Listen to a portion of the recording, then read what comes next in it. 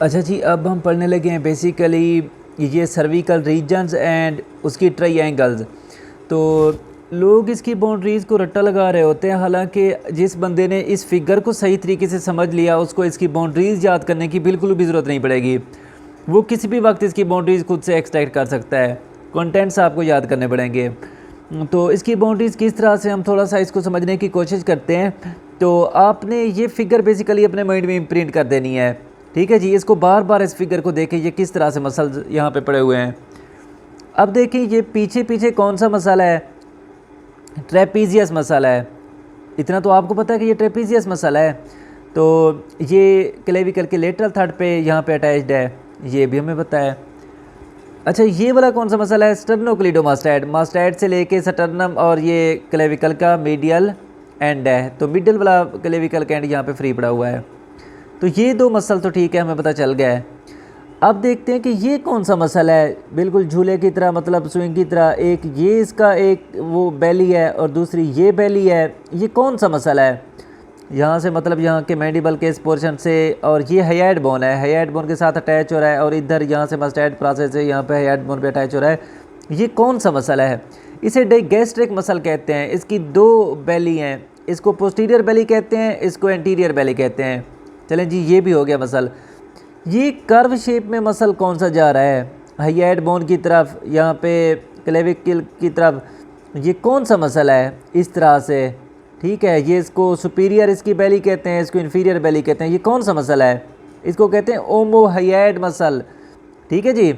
अच्छा, अब देखते हैं कि यहाँ से मेनुब्रम से लेके हाइड तक जा रहे हैं ये दो मसल। ये तो हमें पहले से पता है बड़े। एक को कह सकते हैं स्टर्नम से, क्योंकि हाइड तक जा रहा है स्टर्नो हाइड, और ये स्टर्नोथायराइड वगैरह बोवल मसल है। तो मतलब ये स्टर्नो हाइड मसल हो गया। ये सारे मसल्स कितने आसान से हैं, ये सबका आपको आइडिया हो गया। अच्छा, ये मसल बेसिकली कोई ना कोई स्पेस क्रिएट कर रहे हैं। तो अब हम देखते हैं कि वो स्पेस बेसिकली कौन सा रीजन बनाती है। अब देखें, जिस तरह से स्टर्नोक्लीडोमास्टाइड के दो हेड्स थे, इसके हेड्स के दरमियान एक स्पेस थी, इसको हमने कहा था लेसर सुप्रा क्लेविकुलर फोसा। ठीक है जी, ये वो फोसा हो गया। अब हम देखते हैं कि ये पोस्टीरियर बैली है, ये एंटीरियर बैली है, इनके ऊपर ये मैंडिबल का इन्फीरियर बॉर्डर है। यहाँ पे जो ट्रायंगल, एक ट्रायंगल बन रही है, इसको कहते हैं सब मैंडिबुलर, क्योंकि ये मैंडिबल के बिल्कुल नीचे है, इन्फीरियरली है। इसे सब मैंडिबुलर ट्रायंगल कहते हैं, या डाइगैस्ट्रिक ट्रायंगल कहते हैं, क्योंकि डाइगैस्ट्रिक की टू बैलीज ने बेसिकली, ट्रायंगल में 3 स्ट्रक्चर्स होती है ना, ऊपर इन्फीरियर बॉर्डर मैंडिबल का, इधर से ये देखें इसकी एंटीरियर बैली है और इधर से पोस्टीरियर बैली है। तो इस तरह से ये एक ट्रायंगल क्लोज्ड है। तो इसको क्या कहते हैं हम, सब मैंडिबुलर ट्रायंगल या डाइगैस्ट्रिक ट्रायंगल कहते हैं। अच्छा जी, उसके बाद देखते हैं हम कि यहाँ पे देखें तो बेसिकली ये ओमोहाइड हो गया। ठीक है जी, ये डाइगैस्ट्रिक की पोस्टीरियर बैली हो गई। ओमोहाइड का कौन सा पार्ट है, ये सुपीरियर बैली। और ये वाला कौन सा मसाला है, स्टर्नोक्लीडोमास्टाइड। तो यहाँ पे भी इन तीनों की वजह से एक ट्रायंगल बन रही है। इस ट्रायंगल को कहते हैं कैरोटिड ट्रायंगल। इसके कंटेंट्स काफ़ी इंपॉर्टेंट है। इसकी बाउंड्री आपको देखो यहाँ से एक्सट्रैक्ट कर सकते हैं आप, लाजमी नहीं है कि आप रट्टा लगाते रहें। अच्छा, एक बाउंड्री तो यहाँ पे बन गई। उसके अलावा देखते हैं कि जी ये कौन सा था मसल, स्टर्नोहाइड मसल था। ठीक है, और ये कौन सा मसल है, देखें स्टर्नोक्लीडोमास्टाइड मसल का एक हेड है। और यहाँ पे ओमोहाइड के सुपीरियर बैली की वजह से यहाँ पे एक और स्पेस, एक और ट्रायंगल बन रही है। इसको कहते हैं मस्कुलर ट्रायंगल, क्योंकि तीनों मस्कुलर स्ट्रक्चर यहाँ पे इन्वॉल्व हैं, कोई बोन नहीं इन्वॉल्व। और इसे ओमोट्रेकियल ट्रायंगल भी कहते हैं, क्योंकि ओमोहाइड की सुपीरियर बैली इसमें इन्वॉल्व है और ट्रेकिया के क्लोज पर जाता है, तो ओमोट्रेकियल ट्रायंगल भी इसे कहते हैं। उसके बाद अब हम देखते हैं कि ये जब इसका नीचे आता है, इसकी इन्फीरियर बैली हो गई, ये स्टर्नोक्लीडोमास्टाइड का एक हेड हो गया जो मीडियल थर्ड पे अटैच्ड है, और इधर से क्लेविकल की बोन हो गई। यहाँ पे भी एक ट्रायंगल बन रही है, इसको कहते हैं सब क्लेवियन ट्रायंगल, क्योंकि ये क्लेविकल के साथ अटैच्ड है, या इसे ओमोक्लेविकुलर ट्रायंगल कहते हैं। उसे ओमोट्रेकियल कहा था क्योंकि वहाँ पे ट्रेकिया की स्ट्रक्चर क्लोज थी, यहाँ पे क्लेविकल क्लोज है, तो इसे ओमोक्लेविकुलर। ओमो इसलिए कहते हैं क्योंकि ओमोहाइड इसमें इन्वॉल्व है। कितनी आसान सी बातें हैं। उसके बाद देखते हैं जी कि यहाँ पे देखें, ये ट्रेपीजियस का इंटीरियर हेड हो गया ना, और ये स्टर्नोक्लीडोमास्टाइड का पोस्टीरियर हेड हो गया। नीचे इन्फीरियर बेली है। ये जो ट्रायंगल बन रही है, इस ट्रायंगल को हम क्या नाम देंगे? इसको कहते हैं ऑक्सीपिटल ट्रायंगल। ये भी काफ़ी इंपॉर्टेंट ट्रायंगल है। इसके पीछे तो ट्रेपीजियस मसल है, ट्रेपीजियस मसल के बाद वहाँ पे फिर सब ऑक्सीपिटल ट्रायंगल होती है, वो हम बाद में जाके पढ़ेंगे, वो एक और जगह पे लिखी हुई है, बीडी में भी लिखी हुई है। आपने उसकी बाउंड्रीज़ और कंटेंट्स लाजमी करके जाने हैं सब ऑक्सीपिटल ट्रायंगल के। तो ये सारी बेसिकली इन ट्रायंगल की बाउंड्रीज़ थी। आप यहाँ पे भी देख लें, ये हाइएट बोन है, ये मैंडिबल है। एंटीरियरली यहाँ पे देखा जाए तो एक सब मेंटल ट्रायंगल बनती है बिल्कुल यहाँ पे। तो ये सारी बाउंड्रीज़ वगैरह कवर्ड हो गई। अब हम इसके कंटेंट्स पे फोकस करते हैं। अच्छा जी, अब हम उसके कंटेंट्स को रीड करते हैं, लेकिन उससे पहले मैं आपको एक और चीज़ दिखाता चलूँ। यहाँ पे ये देखें, ये कॉमन कैरोटिड आर्टरी है, उससे उसकी दो ब्रांचेस निकलती हैं, एक एक्सटर्नल कैरोटिड आर्टरी, एक internal carotid artery. Internal carotid artery के ओरिजिन पे ही यहाँ पे एक तरह का उभार है, स्वेलिंग है, जिसे हम कैरोटिड साइनस कहते हैं।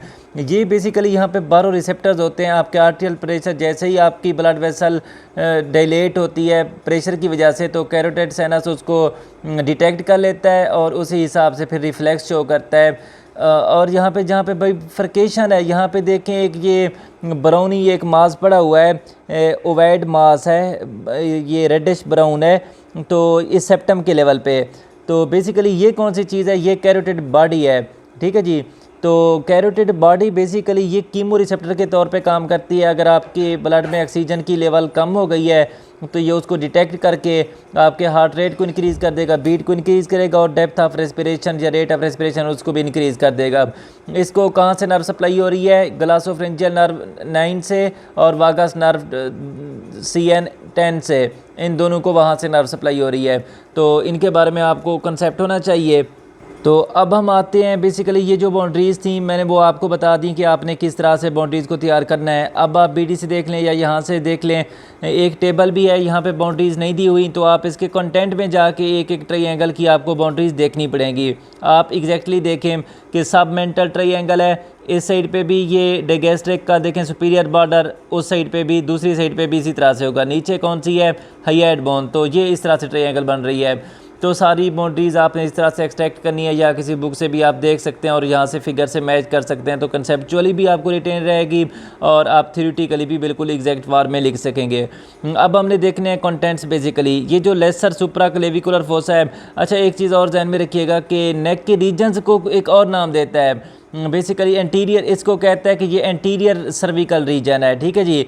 और ये लेटरल सर्विकल रीजन है सी वाला, और ये वाला जो रीजन है ये पोस्टीरियर सर्विकल रीजन है। लेकिन ट्रायंगल्स के नेम्स और तरह से देता है ये। अब देखें कि कौन सी ट्रायंगल है, एंटीरियर सर्विकल ट्रायंगल है, और ये जो है ये पोस्टीरियर सर्विकल ट्रायंगल है। हालांकि सर्विकल रीजन कौन सा है? ये लेटरल है, ये एंटीरियर, ये लेटरल, ये वाला पोस्टीरियर। अगर ट्रायंगल की बात हो तो ये एंटीरियर है और ये वाली कौन सी है? पोस्टीरियर है। अब आपने कंटेंट्स के नेम देखने हैं। बेसिकली ये जो लेसर देखें, लेसर सुप्रा क्लेविकुलर फोसा है, यहाँ से कौन सी स्ट्रक्चर पास करती है? Inferior part of internal jugular vein. तो आपको आइडिया होना चाहिए जो इंटरनल जुगुलर वेन है उसके इन्फीरियर पार्ट यहाँ पे होता है, ठीक है जी, ये आपको आइडिया होना चाहिए। अच्छा, इसके अलावा देखें पोस्टीरियर सर्विकल रीजन, तो ये वाला है, यहाँ पे लेसर ऑक्सीपिटल ट्रायंगल होगी, वो बाद में देखी जाएगी।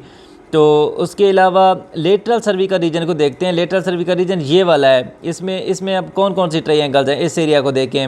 एक ऑक्सीपिटल ट्रायंगल है, और कौन सी है? ओमो क्लेविकुलर, या जिसे सब क्लेवियन ट्रायंगल कहते हैं, वो है। तो सबसे पहले ऑक्सीपिटल ट्रायंगल देख लेते हैं। ऑक्सीपिटल ट्रायंगल को ऑक्सीपिटल इसलिए कहते हैं कि ऑक्सीपिटल आर्टरी जो है वो इसकी एपिक्स से पास करती है। तो एक तो ये कंटेंट हो गया।